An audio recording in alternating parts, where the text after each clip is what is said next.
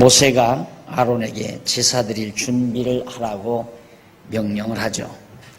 그러니까 제사 드릴 준비는 필요한 재물을 어떻게 가져와라. 이제 읽어드린 대로 우선 재물을 다 준비해야 돼요. 그래서 그걸 하나님 앞에 가지고 오면 이제 제사장이 구체적으로 이제 그 재물을 드리는데 1절로 4절까지 보면 교재는 658페이지 나오죠. 밑에서 세 번째 줄, 속죄의 제와 번제를 위하여 제물을 여호와 앞에 갖다가 드려라 하는 내용이 여기 소개됩니다. 이걸 이제 자꾸만 예물을 드려라, 제물을 하나님께 드려라, 이걸 오늘날 연보에다가 그대로 규착시키는 그런 예가, 소극적인 예가 많이 적용이 되는데, 그래서 제물은 궁극적인 제물은 예수 그리스도가 영원한 제물이죠. 그래서 예수 그리스도가 우리를 통하여 대신 죽으심으로 영원한 제물이 되어 주셨기 때문에 우리는 이스라엘 백성들이 드리는 양이나 염소나 송아지와 같은, 또한 밀가루와 같은 그런 제물, 물질의 제물은 우리에게 적용이 안 되는 거죠. 이제 우리가 구체적으로 정말 하나님 앞에 제사 드린다는 것은 바울이 우리에게 가르친 대로 산제사, 영적 예배죠. 제사가 하나의 예배인데, 하나님 앞에 예를 갖추는 경배인데, 우리가 드릴 예배는 영적 예배란 말입니다. 그 영적 예배는 바로 그리스도의 몸으로서 예수의 지체로서 살아가는 삶이 곧 제사라고 한다는 것, 지난번 여러분에게 제가 말씀드린 바 있습니다. 그러니까 이제는 오늘 우리들의 삶이 온전히 하나님 중심의 삶으로 바뀌어져야 바로 그것이 산제사예요. 그러니까 재물을 가지고 오면 재물이 이유 없어요. 새끼가 있건 없건 어떤 어려운 일이 있건 없건 간에 재물은 가지고 오면 하나님 앞에 드려지는 제물로 목숨을 바쳐야 되고 피를 흘려야 되고, 그 피 흘린 결과를 따라서 몸도 다, 그 육체도 불에 태워서 하나님 앞에 향기로 드려진다, 되져야 된다 말이죠. 온전히 하나님 앞에 드려지는 제물이 됩니다. 마찬가지로 오늘 우리들의 영적 예배의 삶은 이제는 사나 죽으나 주를 위한 삶, 그것이 영적 예배의 삶이에요. 살아도 주를 위해서, 죽어도 주를 위하여. 왜 사니? 이 질문을 지금까지 이 질문에 해답한 사람은 아무도 없습니다. 아무리 지성이라 할지라도 누구를 향해서, 인간을 향해서 너 왜 사니? 하는 질문 앞에 정답을 내리는 사람은 아무도 없다는 말이에요. 사는 목적을 몰라요. 왜 사는지를 몰라요. 그래서 사람들은 방법을 목적으로 삼아서 삽니다. 잘 먹기 위해서 산다. 그건 잘 먹고 잘 입고 사는 건 방법이거든요. 그런데 그것이 목적이 되어버렸어요. 잘 먹고 잘 입고 살기 위해서 사는 것, 살기 위해 사는 것. 삶의 진정한 목적을 아무도 모른다고 말이에요. 그래서 이제 소위 철학적으로 실존주의가 그래 생기는 거예요. 실존주의란 그냥 이 존재 자체가 목적이다, 그 말이에요. 아주 쉬운 얘기입니다. 실존주의하면 굉장히 어려운 얘기 같지만은 쉬운 말이에요. 그냥 이 존재 자체가 목적이다. 내가 이 산다는 이 자체가 목적이다, 이 말이에요. 그런데 그걸 갖다가 왜 사니 물어버리면 질문이 잘못된 거다, 그렇게 생각하는 거죠. 사는 게 목적인데 왜 사냐고 왜 묻느냐, 이 말이죠.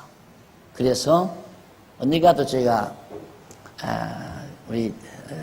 내가 글을 하나 보니까 자기 사랑하는 딸에게 보내는 편지 하나가 있어요. 근데 자기 딸에게, 얘야, 너는 절대로 왜 사는가라는 질문을 하지 말아라. 왜냐하면 그 대답은 지금까지 해준 사람이 없단다, 그 말이죠. 그러니까 그런 질문을 하고 살면 괴롭기만 하다 이 말이에요. 그러니까 현실에서 철저하게 열심히 돈 벌고 열심히 자녀 기르고 그저 열심히 살아라. 이것이 가장 현명하고 지혜로운 거다 그 말이죠. 그러니까 삶의 목적을 모르는데 기독교는 그 목적을 정확하게 제시하죠. 왜 삽니까? 주를 위하여. 살아도 주를 위하여, 죽어도 주를 위하여. 이유는 이미 죽어버린 나 예수 그리스도가 나를 대신해서 죽으시고 나를 살려내셨기 때문에 사는 것이 내가 사는 것이 아니라 내 안에 그리스도가 살기 때문에 내 삶은 온전히 그리스도를 위한, 주를 위한 삶이다라고 바울이 고백한 겁니다. 그래서 바울은 일평생 주를 위해서 살게 된 거죠. 이것이 이제 오늘 우리들의 산제사예요. 뭐 돈 벌어서 돈 좀 갖다가 건축년 보내고 교회 운영하는데 운영비 조금 냈다고 해서 우리들 솔직히 장안중앙교회 연보는 우리 운영비 내는 거예요. 그렇죠? 은행 돈 꿔다가 우리들이 이렇게 얼마나 좋아요. 편안한 자리에 앉아서 에어컨 들어오는 이 정말 서늘한 방에서 이 30도가 넘는 찌는 더위 속에서도 이 서늘한 에어컨 장치를 해놓고 편안하게 앉아서 공부하는 거. 그거 다 우리들이 연보해서 했는데 모자라니까 이제 돈 얻어다가 은행 돈 얻어다가 미리 해놓은 거란 말이죠. 그래서 우리가 연보해서 그거 갚아나가고 전기세도 내고 기름세도 내고 뭐 관리비도 내고 여러 경비를 다 써가면서 지금 우리 지탱하잖아요. 그러니까 이건 절대 여러분들이 연보내는 걸 하나님 앞에 구약시대 재물 드리듯이 드린다고 생각하면 큰 착각이에요. 그건 아니다 이 말이에요. 자꾸만 그렇게 생각하니까 무슨 생각을 하느냐면 내가 이렇게 연보를 했으니까 하나님이 나를 이쁘게 보시겠지. 그러니 하나님이 나에게 얼마나 많은 복을 내리겠나. 이런 생각을 성도들이 해요. 왜? 모든 종교들이, 이방 종교들이 그러니까 시주한다고 그래요. 불교에 가면 정성스럽게 쌀을 이렇게 모아가지고 시주쌀 가지고 가고 그 다음 가서 막 불상 앞에 이렇게 절을 할 때 돈을 갖다 내고 그걸 우리 기독교의 연보 개념으로 똑같이 생각한다 이 말입니다. 아니 전혀 달라요. 오늘 우리들이 내는 연보는 조금 있는 자가 내서 없는 자, 어려운 자, 힘없는 자를 위해서 쓰는 거예요. 그러니까 교회에서 조금 있는 자들은 많이 내고 없는 분들은 자기 경비도 못 내잖아요. 그렇죠? 자기 경비도 못 낸단 말입니다. 있는 분들은 자기 경비 이상으로 내는 거고요. 그러니까 연보예요. 있는 분들이 내서 못 낸 자기 경비도 못 내는 분들을 위해서 써주는 거예요. 만약에 예를 들어서 한 달에 예를 들어 100만 원이 소모가 되는데 100만 원이 있어야 되는데 교인이 100명이다. 그러면 1인당 10,000원씩 내야 되잖아요. 10,000원씩 내야 되는데 어떤 분은 5,000원 내고 어떤 분은 3,000원 내고 그리고 있는 사람도 내 몫은 10,000원이야 하고 10,000원만 냈다. 그러면 다 걷어봤댔자 100만 원이 안 되고 50만 원밖에 안 된단 말입니다. 이 초등학교 지금 수학 공부를 시키는 거예요. 왜? 너무너무 연보에 대해서 착각을 하고 있으니까 많은 성도들이 재물인 줄 알아요. 제사 드리는 재물로. 그거 아니란 얘기예요. 그러면 50만 원 가지고 한 달 살려면 전기세 많이 나가니까 이거 돌리지 말아라. 에어컨 돌리지 말아라. 그리고 전기세 많이 나가니까 이거 둘 다 꺼버려라. 그럼 캄캄한 방에서 공부할 수 없잖아요. 그럼 우리 할 수 없다. 밖에 나가서 태양빛 밑에서 공부하자. 그러면 찜통더위 속에 나가서 공부할 수밖에 없는 거예요. 그렇잖아요. 그게 바로 연보 개념이에요. 그러니까 조금 있는 분은 부담을 좀 더 하고 자기가 힘이 없는 분은 힘이 없는 만큼 조금이라도 같이 협력을 해주고 그렇게 해서 이제 내서 있는 분들이 내서 없는 분들의 것을 보충한다 해서 연자는 낼 연자 내놓는다 그 말이죠. 보자는 보충할 보자, 보탠다 그 말이에요. 그러니까 내가 안에서 없는 분들의 몫을 보태준다 그 말이에요. 그게 연보예요. 자, 그런데 오늘날 이 양 잡고 소 잡고 비둘기 잡고 해서 드리는 이 예물을 바로 연보에다가 적용해서 또 나아가서는 11조에다가 적용해서 그렇게 아주 소극적으로 가르치는 경우들이 참 많지만 그건 커다란 잘못입니다. 이제는 오늘 우리들의 온통의 삶이 내 삶 자체가 이제는 주를 위한 삶이 돼야 돼요. 우리의 삶의 목표는 분명하죠. 오직 왜 사니? 주를 위해 산다. 이렇게 돼야 돼요. 이게 이제 바로 하나님 앞에 산 제물로 살아가는 삶의 모습이다. 자, 그래, 그 다음에 이제 5절로 7절에 보면 659페이지 중간쯤 나와요. 모세가 아론에게 명한 대로 준비한 모든 제물로 아론과 백성을 위하여 각종 제사를 드리라고 말씀하는 내용입니다. 자, 그럼 보세요.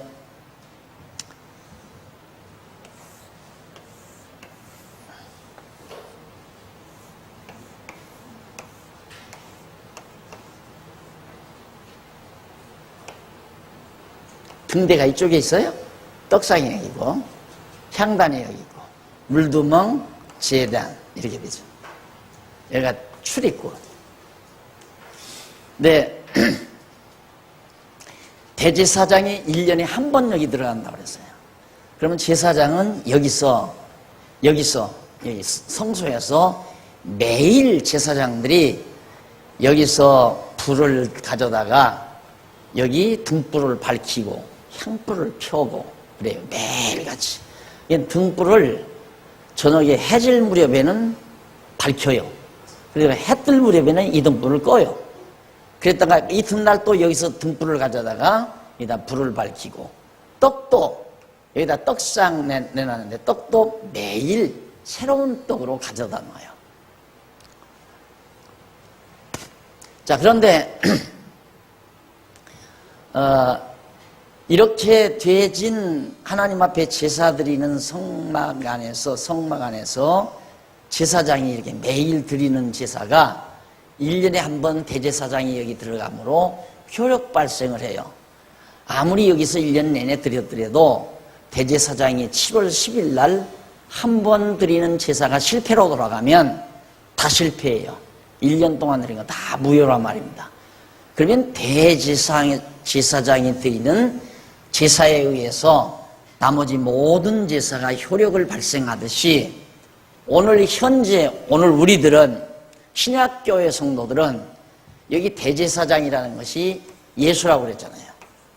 예수. 오늘 우리들은 다 제사장이에요. 너나 할 것 없이 다 우리들은 왕 같은 제사장이라고 그랬어요.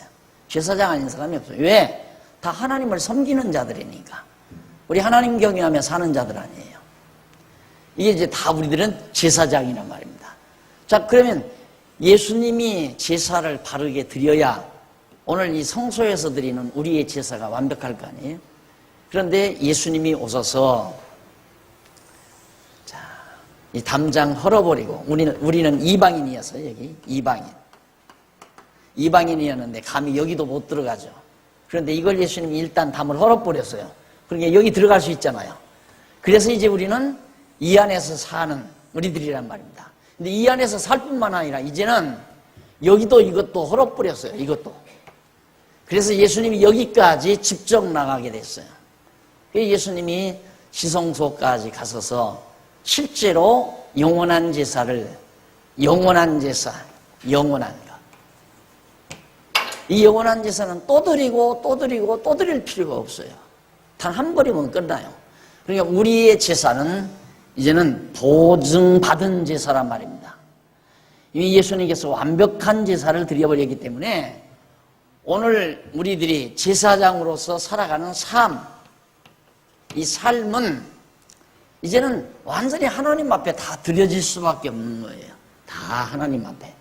그런데 이 삶이 곧 뭐냐? 첫째로 뜻분별이라고 그랬죠? 뜻분별. 그 다음 두 번째가 이 로마서 12장에 나오는 얘기. 그 다음 이제 믿음의 분량. 분량만큼 생각하고. 그 다음 세 번째, 은사 따라 실행하고. 분별하고 생각하고 실행하고. 이게 바로 우리들이 살아가는 삶의 구체적인 내용이에요. 여러분들이 지금 공부를 왜 합니까? 뜻을 분별하기 위해서 공부하죠. 어떤 것이 하나님이 기뻐하시는 뜻이냐, 어떤 것이 선하신 뜻이냐. 공부 안 하면 모르잖아요. 이제 뜻 분별하는 게 이게 제사예요. 하나님 앞에 지금 산제사를 드리는 거예요. 뜻을 분별하다가 보면 우리에게서 이미 뜻 분별이 된다고 하는 것은 가치 판단이라는 말이거든요. 가치 판단. 뜻 분별. 이것이 좋으냐, 이것이 좋으냐. 이건 선하고, 이건 악하고. 이건 좋고, 이건 나쁘고. 이건 아름답고, 이건 추하고. 이것이 바로 가치 판단인데 이게 분별하는 거 아니에요? 이것이 하나님의 뜻이고 이것은 하나님이 싫어하시는 뜻이고 분별하는 거. 그러니까 우리가 공부를 하게 되면 이게 계속해서 판단이 이루어져요. 그러다 보면 내가 정말 그게 좋구나. 즉 하나님이 기뻐하시는 것이 나도 참 좋구나. 이렇게 되어지면 우리는 좋은 것을 항상 생각하게 돼요. 이 좋다는 것은 선하다는 말이에요. 선하고, 그 다음 참되고, 그 다음 아름답고. 그래서 진선미 그러잖아요. 진선미. 인간들이 추구하는 게 뭐냐? 진선미를 추구한다. 항상 우리는 참된 걸 좋아하고, 선한 걸 좋아하고, 아름다운 걸 좋아하고, 거짓된 건 싫고, 악한 것은 싫고, 그리고 추한 것도 싫고, 당연하잖아요. 그러니까 문제는 진선미가 뭐냐? 이걸 분별할 수 있는 그런 분별력, 이것이 이제 가치 판단이라고 합니다. 그럼 우리는 분별하다가 보면 이걸 늘 추구하는 거예요. 생각을 하는 거예요. 참된 걸 생각하고, 선한 걸 생각하고, 아름다운 걸 생각하고, 코 좀 높이고 아름다운 게 아니라 성경이 말하는 진짜 아름다움이 뭔가 그 아름다움을 생각하고 자꾸 생각하다 보면 그게 생각을 반복하면 사상이 돼요. 생각상 그래. 생각하고 생각한다 이 말이에요. 또 생각하고 또 생각하고. 여러분 지금 사는 남편하고 왜 결혼했어요? 한 번 만나고 나니까 자나깨나 생각나잖아요. 생각하고 야 좋다, 그 남자 좋다, 야 좋구나, 일생 같이 해도 좋겠구나 했구나. 자꾸만 생각하다 보니까 결혼하자 하고 주의 주장이 나와요. 주장. 자기 주의 주장이 이제 하자 하고 이 주의 주장이 결단력이에요. 결단력. 그러니까 우리가 최종적으로 결단하는 것은 생각을 반복해서 사상이 돼야 그래야 결단력이 나와요. 그러니 여러분들이 오늘 이렇게 공부를 하는 사람하고 안 하는 사람하고는 전혀 다르죠. 공부를 안 하면 우선 가치 판단이 안 이루어지잖아요. 진선미에 대한 판단이 안 이루어지니까 참된 게 뭔가 이것도 모를 뿐만 아니라 좋은 것이 뭐냐, 기꺼야 좋은 것이 명품이 좋다더라, 이런 차원. 그래서 동대문 시장 물건보다는 백화점 명품만을 찾는 정도의 그것이 좀 그런 건 아니지만 있으면 백화점 가서 입어야죠, 당연히. 그러나 그것이 정말 좋은 거다라고 하는 건 너무 애기 같은 생각 아니에요. 그러니까 정말로 선이 뭐냐, 진리가 뭐냐, 그리고 아름다운 거, 이 아름다움이 뭐냐, 야, 롱다리가 아름답더라, 혓다리는 밉더라, 이런 식의 아주 아주 1차원적인 사고방식에서 대부분, 그러니까 그것은 감각적 기능에 의해서 사는 거예요. 그러니까 요즘 현대인들은 감각 기능에 의해서 진선미를 판단하는 거예요. 감각 기능에 의해서. 진짜 진선미는 이성 기능에 의해서 판단돼야 되거든요. 인간의 이성 기능에 의해서. 그러니까 그걸 하려면 우선 분별력이 있으려면 하나님의 뜻을 알아야 정말 하나님이 참되고 참되고 좋고 선하고 아름답다고 하시는 것이 무엇인지를 우리가 분별하게 되면 정말 그것이 선하고 아름답고 참되구나. 그러다 보면 나도 자꾸 생각을 하게 돼요. 그쪽으로. 그러면 그게 내 사상이 되고 그것이 내 주의 주장을 낳아서 결단력을 일으키니까 생각을 실행에 옮기게 돼요. 행동하게 된다 이 말입니다. 그것이 주를 위한 삶으로 나타나는 거다. 그래서 이것은 우리 신앙생활은 억지로 되는 거 아니에요. 억지로면 안 돼요.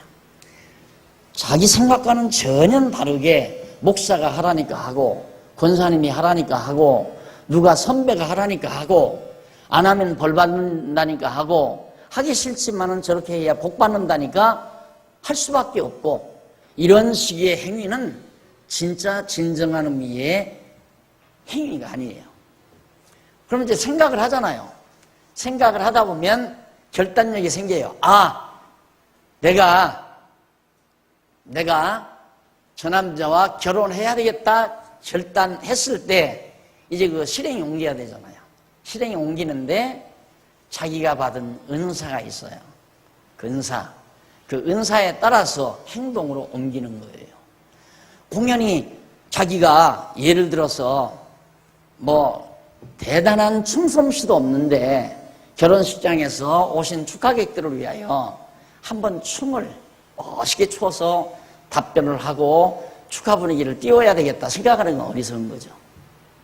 그러면 안 된다 이거예요. 똑같은 거예요. 우리가 주를 위해 살면서도 하나님께서 자기에게 주신 분량만큼의 은사가 있어요. 누구든지. 돈도 없으면서 교회에 자기는 실제 생활 속에서 하나님께서 돈을 안 줬는데 돈도 없으면서 돈 가지고만 교회 일을 또 자꾸만 하려고 하는 사람이 있어요. 그것도 자기 은사를 몰라 그러는 거예요. 자기는 참 가르치는 은사가 많아요. 애기들을 가르치는 은사가 참 있다. 그러면 나는 이 은사로 정말 주를 위하여 하나님이 기뻐하시는 을 위하여 어린애들을 신앙으로 양육해야 되겠다 해서 교사로 지망하게 되고 하나님께서 나에게 좋은 목소리를 주었으니까 나는 찬양대에서 봉사해야 되겠다. 나는 음식을 참 잘해. 그러니까 정말 맛있는 음식을 해서 오시는 우리 성도님들을 잘 대접을 해야 되겠다. 이런 것들이 다 자기가 받은 은사예요. 하나님께서 나에게는 조금 여유 있는 돈을, 재물을 많이 주셨다. 그럴 때에는 또 재물도 연보를 해서 남들이 지지 못하는 짐을 대신 져주는 그런 봉사의 삶을 살아가는 것. 그것이 곧 산제사.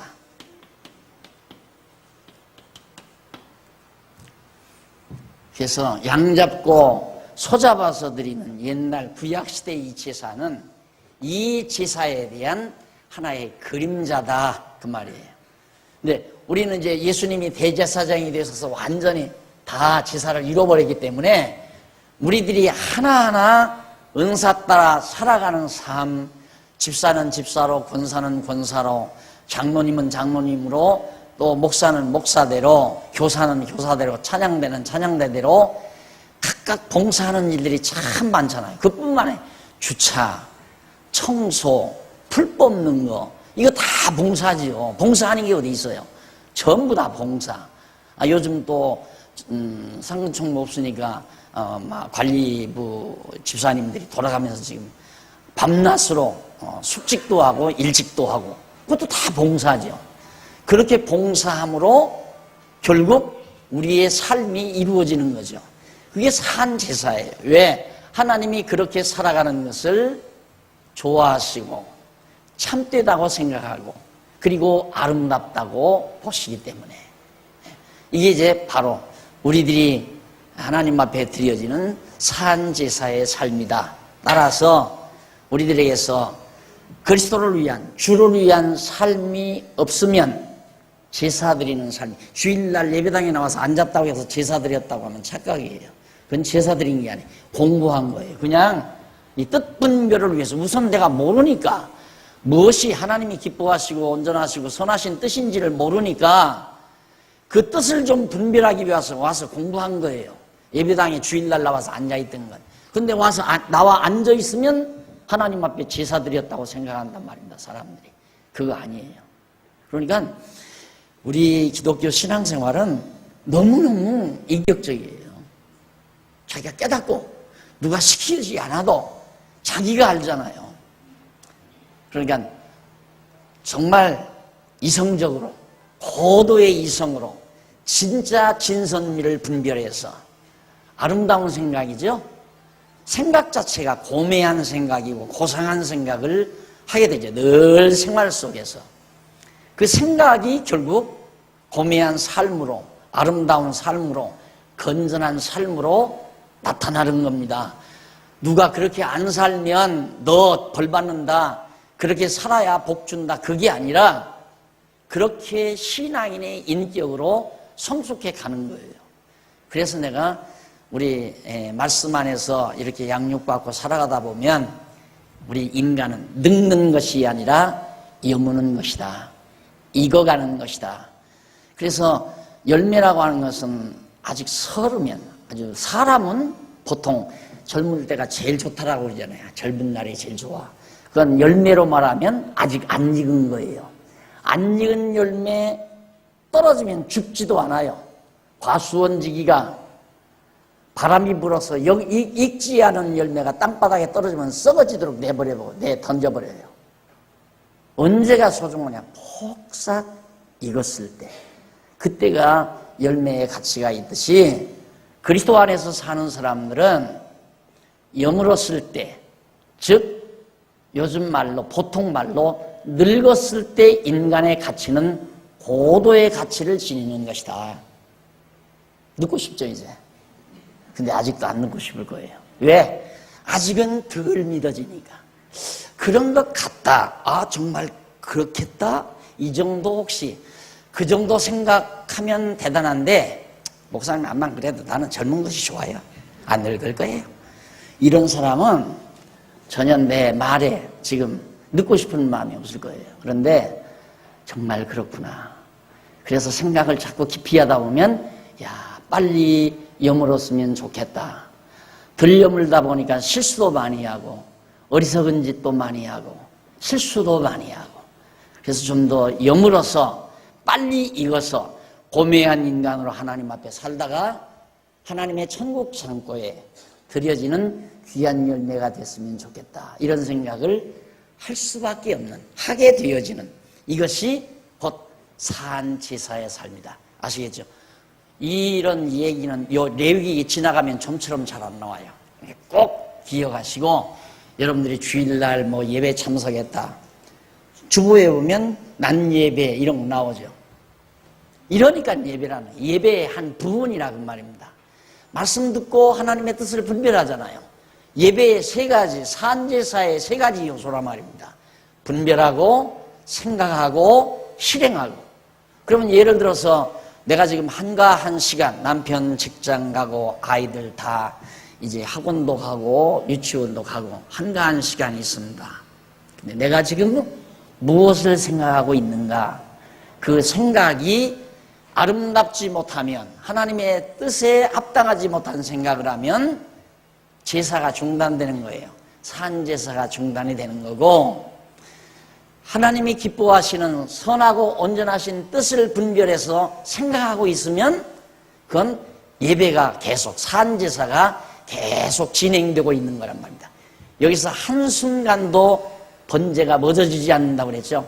항상 연기가 피어오르고 냄새가 하늘을 향해서 올라가고 늘 번제, 끊일 날이 없이, 그런 것처럼 내 제사가 내 생각 속에서, 그리고 생각대로 실행에 옮겨서 살아가는 삶이 바로, 누가 날 들어 갑자기 목사님 목사님은 돈 있으면 뭐 하고 싶어요? 물어요. 그래서 지금 하는 거 하지? 대뜸 그래서 지금 하는 거 하지? 돈 있어도 지금 하는 거 하죠? 예. 뭘 하고 싶은데 돈이 없어서 못 하겠다. 나도 대답하고 나서 야, 내가 명답을 했구나 싶어요. 근데 내가 그걸 궁리해서가 아니라 늘 그렇게 사니까 아이고 이거 하고 싶은데 돈이 없어서 못하겠다가 아니라 있는 대로 하나님이 주신 나에게 허락한 여건대로 지금 하고 있으니까 그 이상 더 하고 싶은 일은 없어요. 돈이 더 많으면 조금 더 많이 하는 것뿐이지 다른 일을 하고 싶은 마음은 없어요. 지금 돈이 없으니까 다른 일을 하고 싶은데 못하겠다. 그게 아니라 지금 하는 일 계속 그냥 해가고 싶은 거예요. 그 말은 뭘 뜻하느냐 하면 삶 자체가 하나님 앞에 제사로서의 삶을 우리가 살아가는가를 나 스스로를 한번 점검해보는 계기가 됐다는 뜻에서 제가 말씀을 드린 겁니다. 그러니까 이제 우리들의 삶이라고 하는 것은 뭐 예배당에 가서 뭐 꿇 엎드려서 뭐 방송 대곡을 하고 할렐루야 뭐 아멘하고 합창을 하고 미치광이 짓을 하고 그 난리 호들갑을 떨어야 신앙생활하는 게 아니라 그냥 평범하게 사는 거예요. 아주 평범하게. 그걸 우리들의 보통 용어로 표현하자면 하나님의 뜻에 합당하게 가장 인간으로서 고상하게 사는 삶. 예수 그리스도를 아는 것이 바울은 가장 고상했다고 하는데 고상한 걸 알아서 분별을 했기 때문에 바울의 삶은 가장 고상한 삶을 산 거죠. 이것이 산지사의 삶이다. 누가 살으라고 명령했어가 아니라. 그래서 멋이 있어요. 자존심 상할 필요도 없고 누구에게 명령받을 필요도 없고 규제받을 필요도 없고 누가 뭐라 해도 나는 하나님 앞에서 그냥 사는 거예요. 예수님이 영원한 대제사장으로서 영원한 제사 드렸기 때문에 내 삶은 반드시 하나님 앞에 산제물로 드려지는 삶이 되어지는 거다. 그 다음에 이제 8절로부터 11절 보면 9장 아론이 자기를 위하여 송아지로 속죄 제사를 드렸죠. 송아지 가장 큰 제물입니다. 그리고 12절로 14절 보면 아론이 번제의 희생을 잡아서 모두 불로 살라버렸다. 온전히 불로 살라버렸다. 그러니까 예수님이 그러니까 아론이 드리는 제사란 아론이란 이 대제사장이신 예수님의 모형이거든요. 그러니까 아론만이 여기를 들어가요. 그리고 아론의 자손들 제사장들이 여기에서 일을 하고 레위 지파들은 여기서 일을 하고요. 그러는 건데 아론은 이제 예수님의 대비란 말입니다. 모형, 그림자. 그런데 아론이 제사를 드릴 때 제물을 다른 제물은 피하고 기름만 피는 갖다가 제단에 뿌리고 기름하고 콩팥만 갖다가 불에 태우고 고기는 먹고 그런 제사도 있잖아요. 그런데 아론이 드리는 제물은 바싹 태워버려야 돼요. 그리고 그 피만 가지고 여기를 들어가요. 일성도. 그래서 그 송아지의 피가 깨끗하고 정결해야 아론이 여기 들어가서 제사를 무사히 드리고 나오죠. 만약에 피가 불결한 것, 송아지가 눈이 멀었다거나 피부병이 있다거나 다리가 좀 전다거나 병이 들었다거나 그런 송아지를 제물로 해서 피를 가지고 들어가면 들어가자마자 그냥 쭉 뻗어버려요. 아론이 쭉 뻗어버려요. 그러니까 아론이 제사 드리러 갈 때는 겁이 나는 거죠. 여기 들어가면 쭉 뻗으니까 그냥 기절해서 죽어버려요. 그래서 이제 아론이 항상 입고 가는 제사의 의복은 저 밑에 두루마기 제일 끝에 금방울, 금으로 만든 방울이 쫙 달려 있어요. 또 석류알 같은 방울이 금방울 하나, 석류알 하나, 금방울 하나, 석류알 이렇게 해서 교체로 쫙 달려 있어요. 그래서 아론이 조금만 움직여도 쫙 금방울 소리가 쫙 하고 금방울 소리가 나요. 움직이면. 그러니까 아론이 여기 들어가는 날 7월 10일 날 들어가는데 딱 들어갔다 밖에서 이 밖에서 금방울 소리가 들리는가 안 들리는가 그게 큰 숙제예요. 안 들린다 하면 이미 그건 죽은 거예요. 그러니까 아론이 들어갈 때에는 발목에다가 끈을 메고 들어가요. 끈을 메고 소리 안 나면 밖에서 끄집어내야 되니까 그렇게 무서운 곳이었단 말입니다. 그러니까 제물은 여기서 바싹 태우고 피를 가지고 들어가는데 마찬가지로 예수님께서도 제자들에게 그런 말씀을 했어요. 내가 이제 불로 세례를 받을 날이 온다. 당신이 불로 세례를 받는다. 근데 예수님이 세례 요한에게 물 세례를 받았는데 또 불 세례를 또 받는다 이거예요. 불 세례 받는다는 말은 예수님이 십자가에서 온전히 그러니까 송아지가 여기서 온전히 다 타버리듯이 예수님이 십자가에서 온전히 죽을 것에 대한 용어가 바로 불세례를 받는다는 얘기예요. 그러니까 예수님이 온전히 죽어야 돼요. 그것이 바로 송아지 제물이 온전히 불타버리는 그런 제사에 대한 하나의 실체였다 하는 얘기입니다. 그 다음에 이제 15절로부터 21절 보면 아론이 백성을 위해서 속죄제와 각종 제사를 다 드렸습니다. 이제는 명하신 대로 앞에 설명한 규례에 따라서 백성을 위해서 죄를 용서하는 제사를 다 드렸다. 그러면 아론이 제사 드림으로 말미암아 주변에 있는 12지파 천만에 가까운 이스라엘 백성들의 모든 죄가 다 깨끗해져 버린 거예요. 그 1년 동안의 죄는 깨끗한 겁니다. 그 다음에 가서 또 하고 매년마다 그렇게 하며 살도록. 그런데 우리는 한 번 예수님께서 들이심으로 영원히 해결이 되어버렸다. 그래서 예수님이 여기 오셔서 지금 우리는 여기 21세기 살잖아요.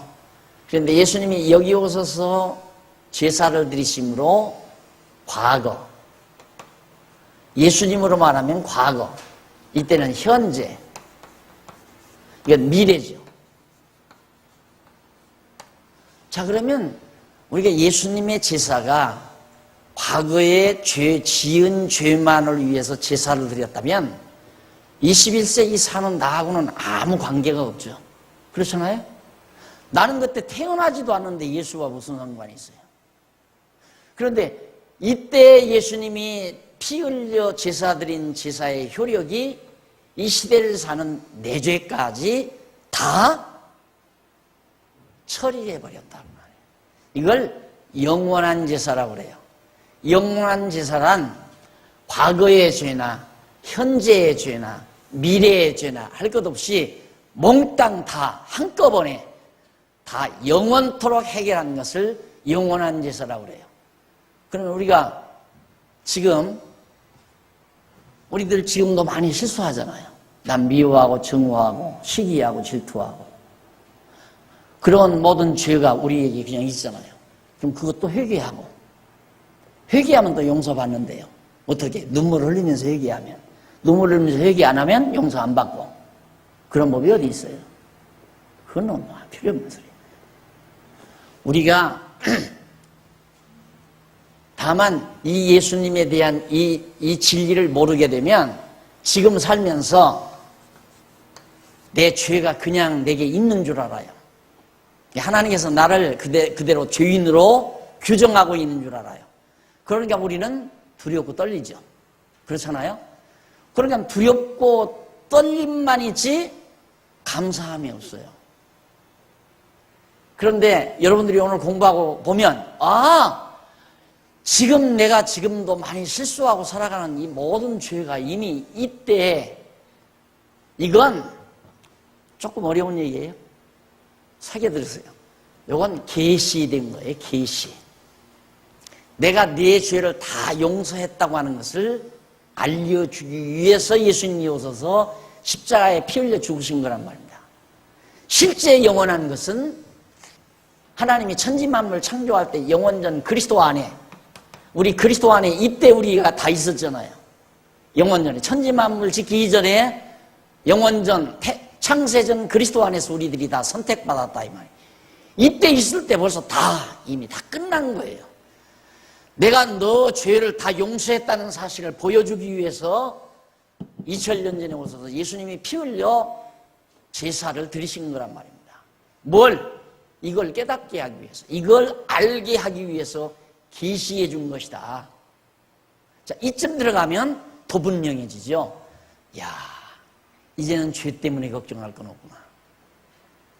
누가 그래요? 목사님 그렇게 가르치면요, 젊은 사람들 나가서 막 죄져요. 안 됩니다. 엊그저께 우리 교회 왔던 어느 성도도 그러더래요. 너무 목사님의 설교가 너무 자유를 많이 준다고 그러더래요. 너무 자유. 내가 자유를 많이 주나요? 하나님의 말씀이 우리를 자유롭게 하는 건데, 그러니까 당신 죄 졌다가는 벌 받습니다. 죄 지면 안 됩니다. 회개하십시오. 하고 해야 겁이 나서 죄를 안 짓는다는 거죠. 천만의 말씀. 여러분, 철부지한 어린애기도 분명히 자기가 잘못한 걸 아는 게 있잖아요. 아이고, 엄마한테 혼나게 했구나. 그러면 자기 혼자 잘못해놓고 그냥 울어요. 왜? 엄마한테 혼날 걸 생각해서. 왜? 자기가 잘못한 걸 아니까.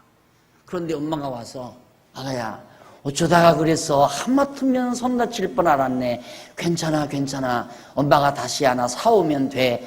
하면서 안아주면서 얼러줍니다. 그러면 하면서 자기 마음을 가라앉히잖아요. 애기 마음속에 어떤 줄 알아요? 아, 다시는 실수하지 말아야지. 이 생각을 가지게 되는 거예요. 왜? 엄마가 너무 고맙고 감사해서. 다시는 그 실수를 하지 말아야지. 그래서 사랑의 힘이란 대단한 겁니다, 여러분. 그리고 아이에게 그런 자유함이 있어요. 엄마가 무서워서 실수를 안 하는 것이 아니라 엄마의 사랑에 감동돼서 안 하려고 노력하는 마음이 스스로 생기는 거다, 이 말이에요. 그게 바로 우리들의 심정이에요. 이걸 깨닫고 나니까, 하나님께서는 벌써 이 창세 전에 우리들을 그리스도 안에서 당신의 택한 백성 삼아서 다 거룩한 성도로, 하나님의 백성으로 다 정해놓으셨으니까 그걸 우리들에게 깨닫게 하기 위해서 예수님 보내서 보여준 거로구나. 깨달아 알게 하려고. 그러니까 우리는 깨닫고 어떻게든지 하나님이 기뻐하시고 선하시고 온전하신 뜻이 무엇인지를 분별을 해서 그걸 좋다라고 가치 판단이 이루어지니까, 야, 정말 그거야말로 선하고 참되고 아름다운 것이구나 라고 깨닫게 되면 그 선하고 참되고 아름다운 것을 항상 생각할 거 아니에요. 생각하다가 보면 이렇게 사라진다 그 말이에요. 이것이 기독교예요. 이게 진짜 기독교라는 말입니다. 누구의 명령에 사는 게 아니라. 그래서 내가 성경 공부 안 하려면 우리 교회 올 필요 없다고 그러잖아요. 공부가 얼마나 중요해요. 이 뜻 분별이 얼마나 중요하냐 이 말입니다. 그래서 가치관의 변화가 와야 돼요. 과거에는 자기가 기준이 돼서, 내가 기준이 돼서, 예를 들면 딸하고 아들하고 놓고 물건을 놓고 고르라고 그래요. 너 좋은 걸 고르라. 그럼 딸은 딸대로 치마를 고를 거 아닙니까? 자기가 좋으니까. 아들은 바지를 고를 거란 말이에요. 자기가 좋으니까. 자기 기준으로 판단할 때는 좋은 것이 다 각각이에요. 따로따로라 이 말입니다. 그런데 우리는 자기 기준으로 가치 판단을 하는 게 아니라 이제는 하나님이 선하시고 온전하시고 기뻐하시는 뜻이 무엇인지, 좋아하시는 뜻이 무엇인지를 판단하는 가치 판단 작업을 하기 때문에 하나님이 기준이 되는 거라고 말이에요. 내 기준에서 하나님 기준으로 돌려가는. 그래서 과거에는 나 좋은 대로, 나 좋다고 생각하는 대로 살았지만은 가치관이 바뀌어져 버리니까 이제는 하나님 좋으신 것이 나도 좋은 거죠. 아까 말한 대로 아기가 몰랐을 때에는 자기 좋은 대로 엄마 물건 만지다가 다 망가뜨렸다고 말이에요. 그리고 벌벌 떨었잖아요. 그런데 깨닫고 그걸 망가뜨리고 나서 엄마의 용서받고 나서 다시는 엄마 화장품 건드리지 말아야 되겠다 라고 스스로 판단하면서 그렇게 하는 것이 자기도 좋고 엄마도 좋다는 걸 깨닫게 되죠. 그러니까 엄마 좋은 대로 아기가 점점 자라는 게 철들어가는 아이고, 그 철들어가는 아이가 점점 더 여물어 가면 그것이 성숙한 아이로 자라나는 거 아니겠어요? 철든 아이. 똑같은 거예요. 우리가 하나님 앞에 자라는 것도.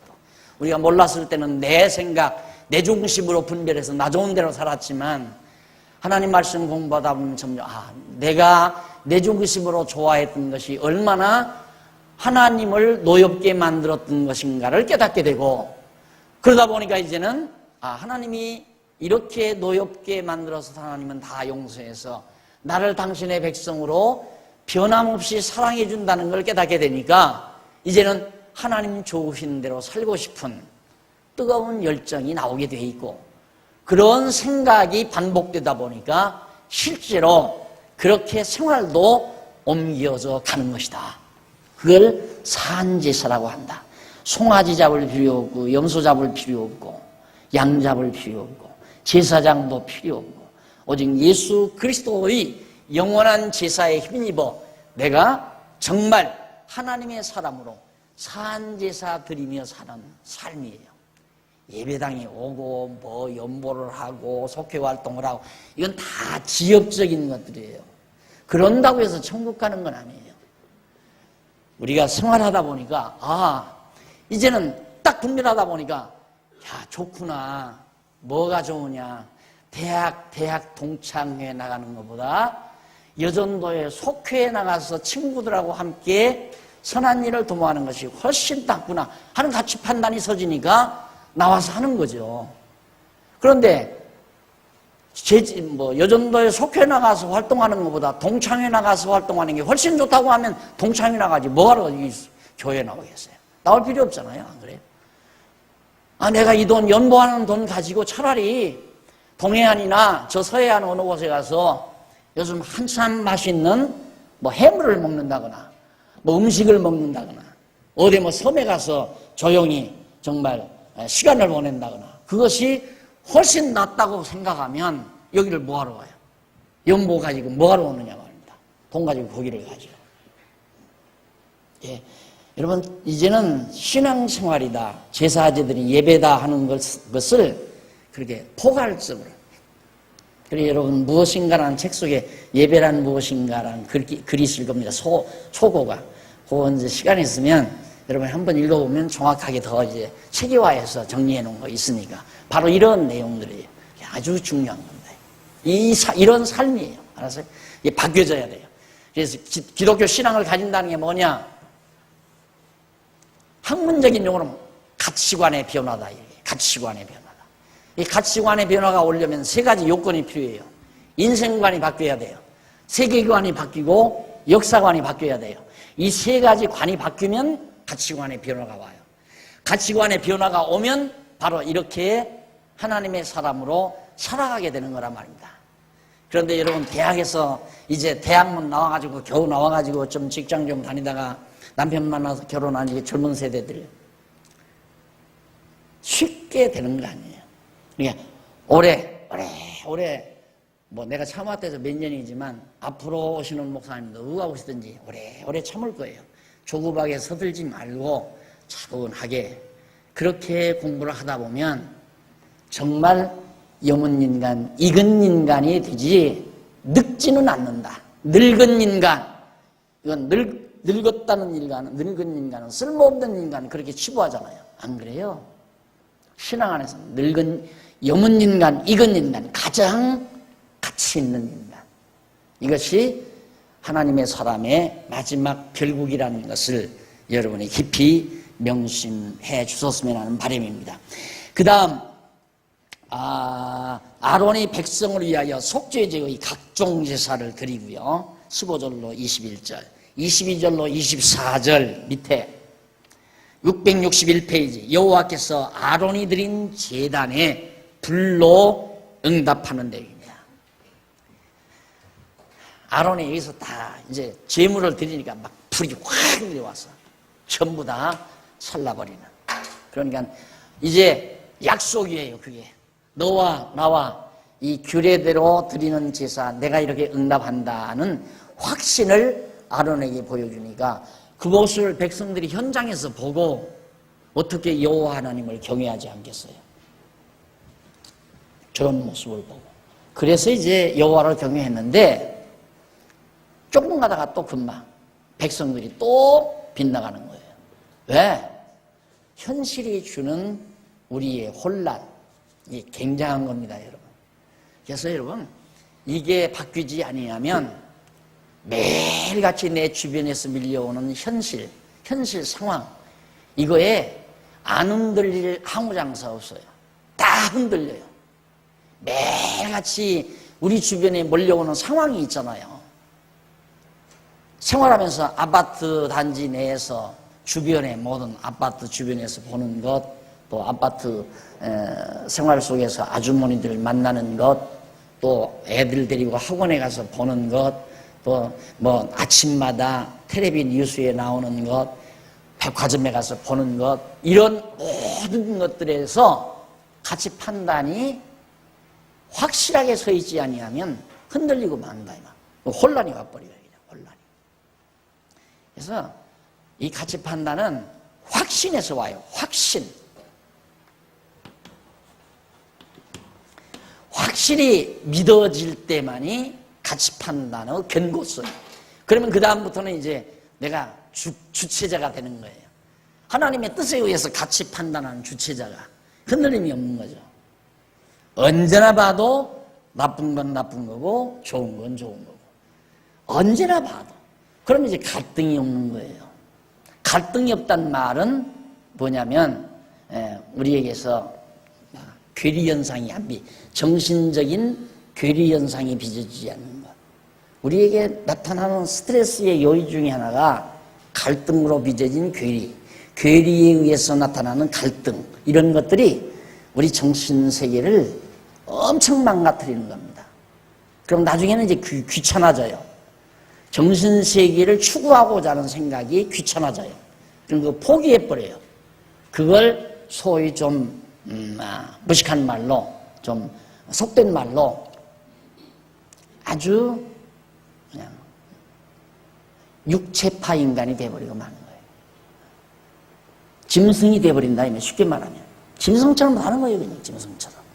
현대인들이 다 그거 아니 짐승처럼 살잖아요. 거의 먹고 배부르면 잠자고 또 좋은 대로 행동하고. 이제는 지금은 더더군다나 도덕관도 없잖아요. 도덕도 다 무너나버리고 그냥 자기 하고 싶은 대로, 노래도 하고 싶은 대로, 춤도 하고 싶은 대로, 아무 제재받지 않고. 그러니까 가장 비도덕적인 것이 가장 인기 있는 연예활동이 되어지는 것. 참 아이러니죠? 그 왜? 동물세계와 만나기 때문에 그런 거예요. 왜 그러는가? 정신세계의 빈곤으로부터.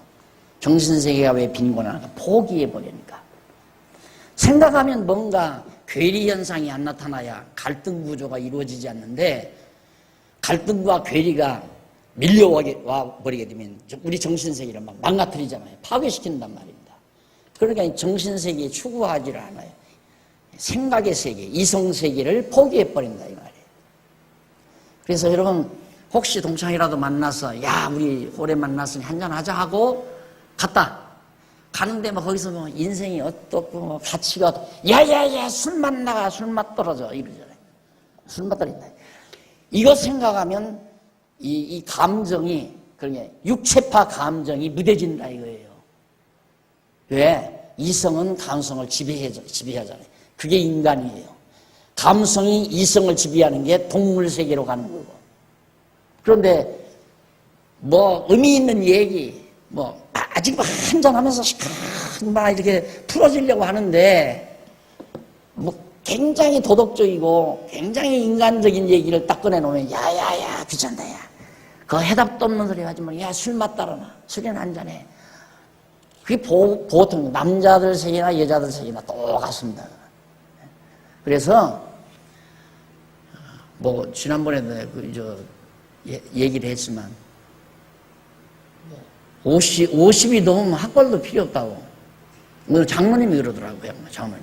그런 얘기는. 50이 넘으면 학벌도 필요 없다고 한다. 왜? 이미 50 정도까지 살려면 이거 다 포기한 거예요. 전부 다. 이 속에다가 아무리 뭐 요즘에는 개론이니 이런 교양 과목도 없잖아요. 이거 다 없어요. 기술 배워서 돈 잘 벌면 되니까. 그러니까 결국 기술 배워서 돈 벌었기 때문에 많이 알면 뭐 하냐 이거야. 돈 많으면 최고지. 그러니까 학벌 필요 없는 거죠. 학벌 자랑 필요 없다. 그러고 살다 보니까 60대니까 결국에는 뭐 이쁘나 보거나 필요 없다고 그러대요.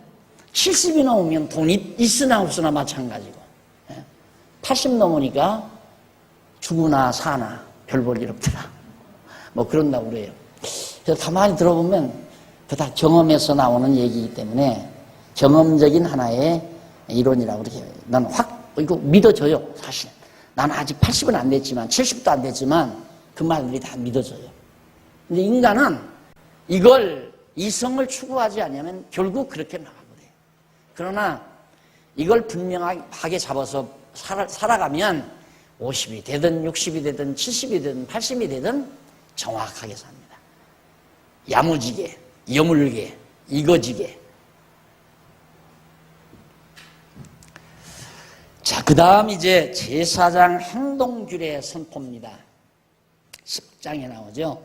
제사장은 어떻게 행동하며 살아야 되는가에 대한 규례가 선포되는 내용인데 우리 차 한 잔 들고